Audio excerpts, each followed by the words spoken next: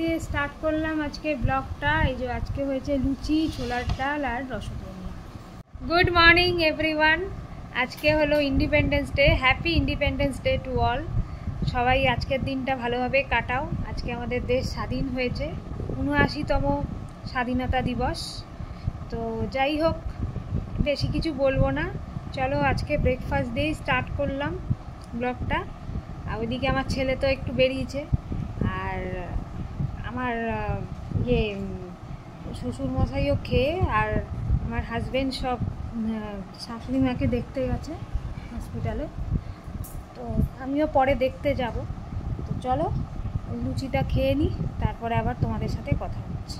রান্নাঘরে আজকে একটু মাছের কালিয়া বানাবো, সেই জন্য দিদিকে বললাম যে আর মাছ করতে হবে না, তো মাছের কালিয়াটা আমি বানাবো। তো চলো আবার মাছ ভাজাতে হচ্ছে।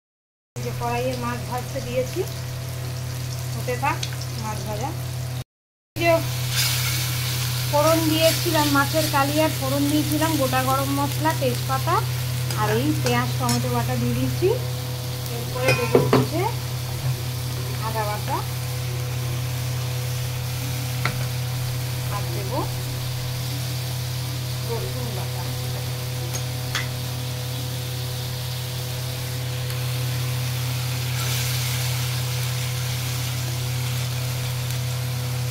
মশলাটা কষানো হোক, তারপর আবার ফিরে আসি। মশলা কষানোর পরে এর মধ্যে সমস্ত গুঁড়ো মশলা, ধনে গুঁড়ো, জিরে গুঁড়ো, হলুদ গুঁড়ো, কাশ্মীরি লঙ্কা গুঁড়ো আর একটু জল দিয়ে নেড়ে নিচ্ছি। ঝোলটা ফুটে উঠলে মাছগুলো দিয়ে দেবো।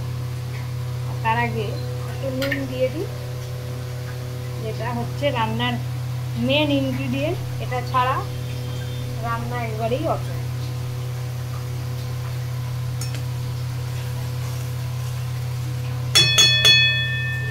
ফুটে উঠুক, এরপরে মাছগুলো দিয়ে দেবো। ভাজা মাছগুলো দিয়ে দিলাম।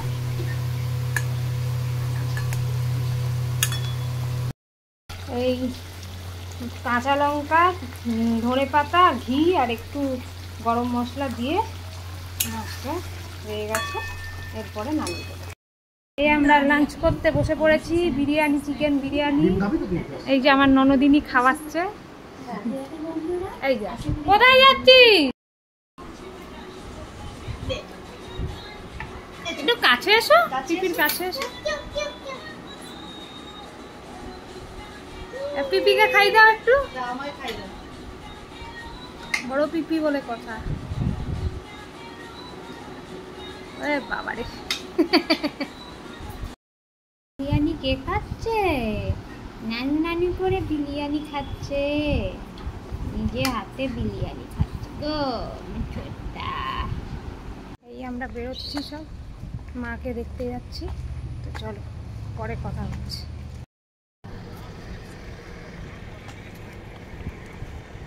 চলে এসেছি হসপিটালে, চলো দেখা করে আসি। যদি ওখানে ভিডিও অ্যালাউ করে তবে করবো।